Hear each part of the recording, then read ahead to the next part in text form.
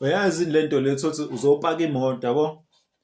So upaka imoto amaphoyisa khona lento ukuthi uyahambela mnandi uyidrayivela nje yabo. Kanti nawo amaphoyisa umone ekuvala amaphoyisa kuthi okay ume nawe nangampela ulilinde iphoyisa leze lifike. Hayi bhuti wami sicela usiphumele. Okay, nawe uzama ukuphuma yabo. Mawuphuma amaphoyisa lekubiza kamnandi. Amaphoyisa-ke manje kusawona abantu abadala uthi amakhehla nobaba. So abafethu nje abacishe belilingane nawe uyabona ukuthi ngeke ngathi angifunda naye lo likhanda leli ngathi andile angifunda naye.